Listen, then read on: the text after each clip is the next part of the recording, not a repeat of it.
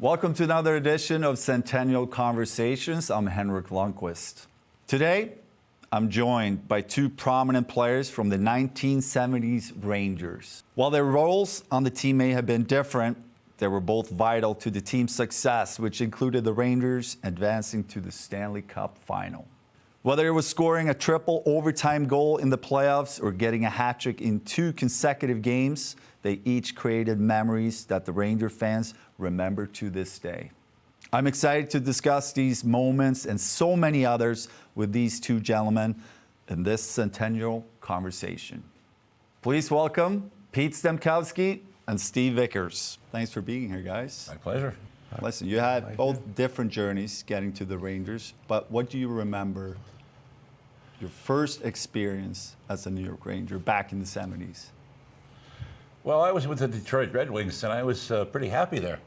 I was playing with Gordie Howe, Alex Delvecchio, Hall of Famers, a young guy, hitting guys, getting points, but suddenly there was a coach there named Ned Harkness who seemed to think that my hair was too long and maybe I was going out a little bit too much. I was a single guy, and I got a phone call on Halloween, and I was walking out the door, and I got the word, we're working on a deal. Sid Abel called me and said, you're going to the New York Rangers. Come to my office tomorrow at 9 o'clock in the morning. I showed up there, and there was the coach, the general manager. They said, hey, we're sending you to the big city. And that was New York. I landed at LaGuardia Airport. What did I know about New York? Big buildings, lots of traffic, lots of people. And they took us to a place called El Vagabondo when I landed, a neighbor. And we had dinner with Brad Park, Walter Tkachuk, and then we got in the car and said, we're going home. And to me, goes, well, where's home? And we ended up in Long Beach, New York, and ever since then, I've pretty well called Long Beach my home. And do you remember the feeling of wearing the jersey for the first time? What the expectations of going out to Madison Square Garden for the first? I think back to my first game. I remember not so much about the actual game. I remember sitting in the locker room. I remember seeing Jaromir Jagr in the locker room. Mm-hmm. That's what I remember from my first game, pretty much. What do you remember from your first game? I remember lots of things. I hadn't been doing much in the minors, and luckily, Emile Francis thought I was a pretty good hockey player, so I got in and played. I think I got my first goal in Detroit, and lost the game, unfortunately, but Stemkowski, he was great. He was fantastic. I took him under my wing. Yeah. We got all these young guys. Yeah. We had the Gene Cars, and we had guys that, thought that the White House was in New York City. I mean, listen, when you don't live in New York or the Grady area and you're outside of New York, you have no idea what it's like coming to the big city here. And, I looked around, and I remember my first year with the New York Rangers, my numbers were pretty good, but I looked into the penalty minutes, and they were gone. I started thinking, what's the problem? I'm getting older. I should get I should get mellow. I should be nicer. But what happened is that I was driving in from Long Beach. Now, anybody knows about New York traffic? Beep, beep, and road rage and everything. So by the time I got to the Garden, I was so upset. I took it out on the other team. So I said, that's the reason why my penalty minutes went up. At least I thought so. I was probably wrong, but that was the reasoning, behind my thinking. And early on, Pete, the team really turned a corner and became one of the elite teams in the league, early 70s. Yeah. If you look back at it and think of the keys to success the team had, what would that be? Well, I think that every team has to have a little bit of everything. I mean, you have to have, number one, you have to have character. You have to have leadership. You have to have goalkeeping. And you have to have 3 solid lines. And when I got here, I really didn't know anybody. I was just, I would knock heads with Walter Tkachuk. My guy, when I was with Detroit, it was Walter Tkachuk, head on. And I mean, he's a big, strong guy, and even we were at a golf outing the other day, and guys were talking, defensemen that were there were saying he was the strongest guy we ever saw on the puck. And Steve, I think you could agree with me. No question about it. Right? I saw Walter. Yeah. He hurt a lot of guys playing hockey. Yeah. And we had the gag line, of course, with the Rod and Vic, and then we had my line with Teddy Irvin. And I had Bruce McGregor on the other side, and we had a good fourth line. So we had a little combination of everything. And of course, we had the late Eddie Jockman and still a close friend of mine, Gilles Villemure, in goal. So, and we won the Vezina trophy. So we did it all. We put it all together, but unfortunately, we couldn't win the Stanley Cup. And you're talking about the mix of a little bit of everything. You have the experience, and then you have rookies come in. Mm-hmm. And Steve, your first year was incredible. You had back-to-back hat tricks. Yeah, yes, and that's right. When I think of, you're on a team, you have rookies come in, you're happy to see them succeed, but at the same time, as an older player, you need to make sure you keep them grounded, right? Yeah. But can you talk about your experience, your first year? You win Rookie of the Year. Well, what were the emotions like? It was unbelievable, even to make the team. And then I played and played unbelievable. Guys like Stemkowski helped me out, and all the good habits. Yeah, all the good habits. No, of course not. Anyway, but I was on the Bulldog line, Billy Fairbairn and Walter Kachuk again, and they were great. They loved the pass, and I got a lot of passes from those guys, and made me have a better player. And we used to I always remember when the Rookie of the Year was coming out, and the announcement was coming out in a couple of days, and Steve Vickers happened to be in Omaha. And that's where I guess the Rangers had a farm team there, and I guess he had some friends. So after the season was over, he took off to Omaha. So I said, Sarge, and his nickname was Sarge at the time. He had wore a uniform once with a couple of stripes, and we called him Sarge. And I think to this day, it still sticks with him. We call him Sarge. So I said, you're coming back. I mean, they're making this announcement for the Calder Trophy, and you're in the running. He goes, Pete, I'll only come back if I win it. And he was up against a pretty good guy in Bill Barber from the Philadelphia Flyers, pretty good hockey player. So when they made the announcement, Steve Vickers won the Calder, bang, he flew back in. We had a great party right on the beach in Long Beach. And you can imagine being on the beach in the summertime. There were people coming over. I mean, bikinis, bathing suits. And I think even a couple of the Islanders showed up. And somebody told me that John Sterling, the old broadcaster from the Yankee broadcaster, he even showed up. So it was a great moment for Steve Vickers to win that, very deservingly so, that Calder Trophy. Yeah, and that feeling when you start to establish yourself and you start feeling like, wow, I'm living my dream right now. And there's so many moments throughout that first year where it feels surreal, right? Oh, I know that because I broke in with the Toronto Maple Leafs. And you hockey historians out there, George Armstrong, Bob Pulford, Frank Mahavlich, Johnny Bauer, Dave Keon, all 30 years old. Now here I come in at 20, 21. I'm listening to the Beatles. They're listening to Benny Good, all the big bands. I have nothing in common. And the thing I remember coming out of junior into the professional was just the strength of the person. When we were playing junior and I was with the Marlies, I could handle the guys. I could push off a guy, I could push off a defenseman. But when I came into the National Hockey League, the first thing I had to adjust was the size and the strength. And once I got a couple of goals, and those older guys accepted me, and when I came in to Toronto, they said, "You leave your press clippings, your junior press clippings at the door.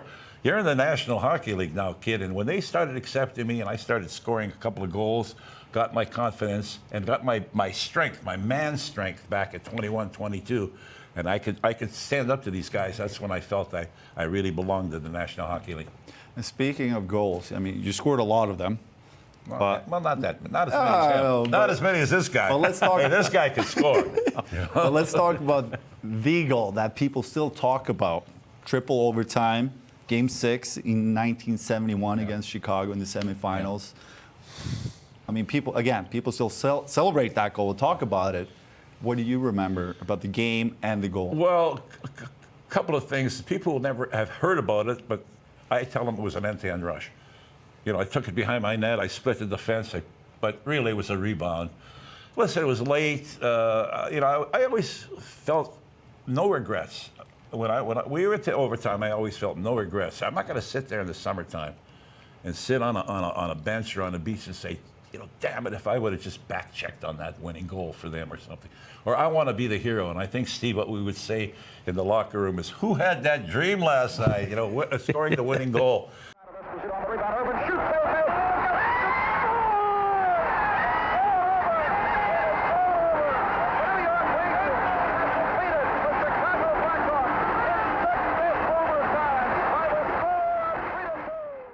And Steve, talking about scoring goals, some of the best goal scorers have played for the New York Rangers over the years, but only one guy scored 7 points in one game, and that's you. I think it is me. That is you. Was me. Yeah. What do you remember the game? I remember very well. Very well. Take us through. February 16th, I think, 19, whatever it was. Anyway, we didn't have a real good team that year, but I was playing against Washington, and I was getting the puck. I was getting the puck from Rod Gilbert. He was feeding me the puck, and Wayne Dillon was a centerman. So it was unbelievable. Play with those guys, especially Rod. It was a dream come true.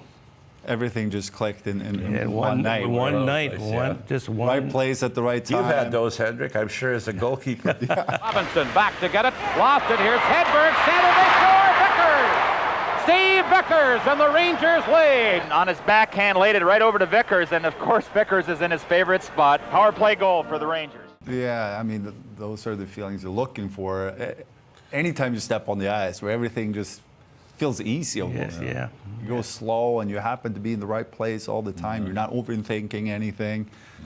But again, 7 points, that's going to be hard to beat. I know Mika's been close. Yeah. He had 6 a couple of years ago. And Hey, listen, this guy, he put some points up. He's one of the left wingers.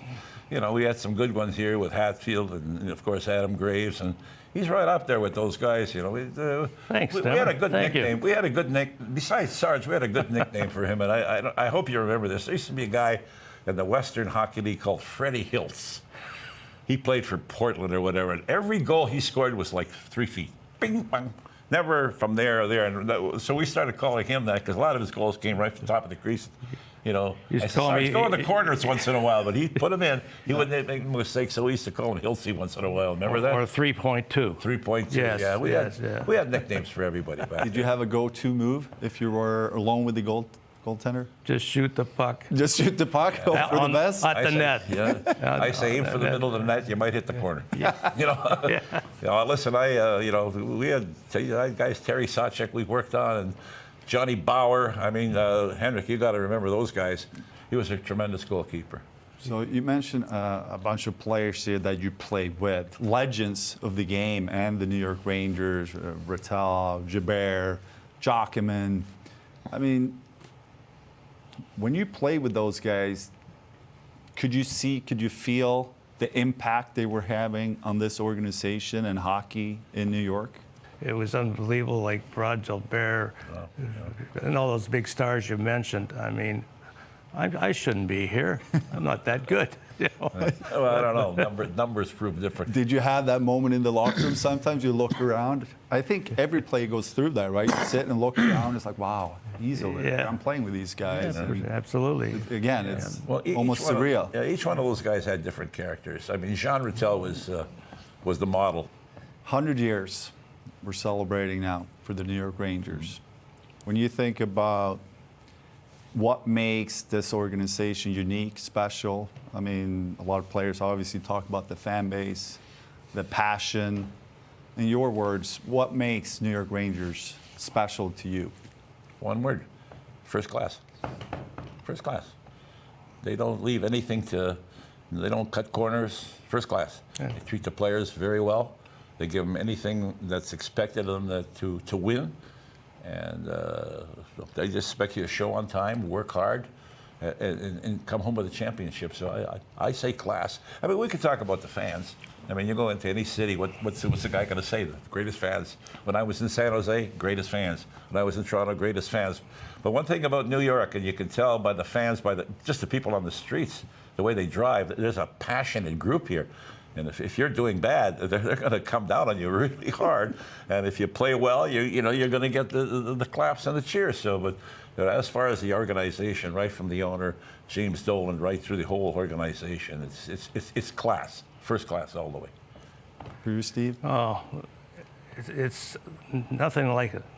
Madison Square Garden. I walked into the rink and put my skates on, walked in on the ice, and I'm going, looked up, there's 18,000 people there. I'm going, oh my God. I'm not that good. He keeps doubting himself all the time. Well. Rookie of the year. Yeah. Put the puck in the net. You never killed penalties, though, did you? Nobody let me kill penalties. You could score goals, but you couldn't check. Scored one. You weren't a checker. You were an offensive guy, putting numbers up. I mean, Walter and Billy Fairbairn were our penalty killers, and they were terrific. And I used to kill the occasional penalty too, but that's. They wouldn't let me. I never saw you kill. They wouldn't let me do it. I don't know. If they would have tapped you on the shoulder, would you know what to do? No, not. Yeah, that's the cat. There's been a lot of shorthanded goals for you Can't guys. say enough about Emil Francis. I got one goal. One shorthanded goal. One. So if you only got one, you remember it, right? Yeah. Who was it against? What goalie? You remember? Yeah. Who? It was Boston. Jerry Cheevers? Yes. There you go. See? It's only one. You can remember. So when you think about your career, you had so many great moments for this organization, moments that fans still talk about until this day. What goes through your mind when people still bring up these moments that you were part of creating? And I also want to hear your favorite moment as a New York Ranger. Well, I mean, triple overtime goal is something that people still talk about. And, the fact that you played for the New York Rangers, it's, when I see people, they don't say, hey, he played in the NHL. You know what they say? He played for the New York Rangers, because that's how special this organization is. And I remember we beat, was it Boston, and we flew back and landed in LaGuardia, and the place was mobbed. Their first victory in this Stanley Cup final, the Rangers continue to attack, and Peter Stemkowski makes it 5-2. Here's another look at Stemkowski's goal. McGregor lays a perfect pass on Stemkowski's stick, and that's the way the game ended, 5-2 for New York. I can always say the thing that I regret most about playing in New York is we never won the Stanley Cup. Yeah. And the one year we could have won, Steve, was when Dale Rolfe shot the puck and it hit Jean Rattel in the ankle. And I was on the bench, I had a clear view, and he went down. And that line was playing great. We went on a big winning streak that year. That's the year we should have won. And unfortunately, because of that, Jean Rattel going down, that was a contributing factor why we didn't win that year. And that's about as close as we came. We came close against the Boston Bruins, but then they had this guy, what's his name? Bobby Orr. That's the guy. Yeah. They had him, so he controlled the puck most of the time, and that's the only regret I have in New York. Many great moments, but the one, we should have won one Stanley Cup, not only for the people of New York, the fans of New York, but for Emil Francis, who is one of the most highly respected men I've ever met in the National Hockey League. And we have that in common, right? We made it to the finals. We came up a little short. So when you look back at playing in the Stanley Cup Finals, to me, it's kind of a bittersweet. It's one of the coolest experiences, but at the same time, it's such a tough memory to come up short. Mm-hmm. When you look back at it, is it joy or is it disappointment thinking back to playing in the finals? Well, I remember '79 when we went a long way. And then when we played the Islanders, our foe, I beat foe, and we beat them in 6. So, and we had no right to doing that. I don't know. We just got good goaltending, John Davidson, and guys was playing really good. But unfortunately, we've had to play the Canadians, which didn't. But anyway, but that was probably that. And a lot of guys on that team, they'd probably say the same thing, that we'll never see it again. Yeah. Do you remember how the city was coming together, kind of like what we see now? Has that changed at all over the years, playing in the 70s, 80s? I mean, you come to a lot of games now. You see the passion and the commitment. And was it the same? Has it changed at all? Like a parade. How about a parade? When they won in '94, I mean, that parade was unbelievable. They were hauling, I think, John Davidson out of the studio and make sure, what are you doing in the studio? You should be at the parade. Yeah. But I think the biggest regret I got is when we lost to Boston, is how many people we let down. That was my biggest feeling. I get over it. I'm a professional athlete. We win games, we lose games. I felt bad for the people. I really did. All these people that were sitting in the stands, and we lost at home here at Madison Square Garden. And the worst thing, and Henrik, nobody wants to shake the hands of the other guy and say congratulations. Come on. You don't want to do that. And another thing, I lived in Long Beach at the time, and I know the butcher, I know the barmaids, I know everybody back there, and they're all Ranger fans. And to go back there next day and have to face these people after losing, that was tough. So I felt worse for the people that we didn't win. I'll get over it, but I felt bad for them. Steve, your favorite memory as a Ranger, do you have one? Favorite? There's so many. So many. Unbelievable. Just getting into that building, it's incredible. It's incredible. Now being retired, and I miss that feeling of, so many people depend on you and the expectations. Yeah. If you come to New York, you have to embrace the fact that you have a big fan base, and they're obviously looking to see a successful team. But with that comes pressure. But as long as you embrace it, it's no other place like it. They try. I think the thing that also is the comradeship you meet with the guys. I mean, I'm sure you could tell stories. I played with Gene Cars and many of these guys, the things that we used to do off the ice. I mean, I could tell you things that Glenn Sather and Vic Hatfield the pranks they used to play on each other. And it's just the fun. Getting up in the morning and knowing you're going to practice. When we practice out there, and then maybe Steve and myself and a couple guys go for lunch after that. So that's very special, not only with the Rangers. I still have lifetime friends, these guys. Sarge, one best friend, his best friend at his wedding. Married. There's another thing. We lived in Long Beach. We contributed to this community. He married a girl in Long Beach. I married a girl from Long Island. So I mean, not only we do things on the ice, but we did some pretty good socializing off the ice. So impressive. Yeah. No, but I agree with you. Like the community, the sense of family that we feel within the organization, and I think it starts with how much the organization value the history of the organization. Yeah. And that's something I felt from day one, coming here in 05 and start to see you guys around, and Rod and Graves and Richter. Just to see them around makes you reflect as a current player of the rich history of this organization. And it's something I appreciate even more now being retired. Yeah. We had the event the other day, go up and see a lot of the former players. It's a great community. Yeah, I also think that with the New York Rangers, what a tremendous alumni we have. I mean, when Glenn Sather was here, one of the things he mentioned, and I remember himself telling me and telling other people, I want to see these older guys at games. If we don't see them, pick up the phone and say, Steve Vickers or Pete Stemkowski, we haven't, how come you're not coming to the games? And, we get a couple of tickets that we can use coming to the games, and I think that's very important to this organization. Well, thank you for taking the time, coming here, talking about the Rangers, celebrating 100 years. And thank you. It's been great to get to know you over the years, and I look forward to see you. Nice meeting you, Henrik, More games here I always coming up. one thing about Henrik, you look tremendous. Well, thanks. Yeah, you're good. Thank you, Steve. You do a great job. I appreciate it.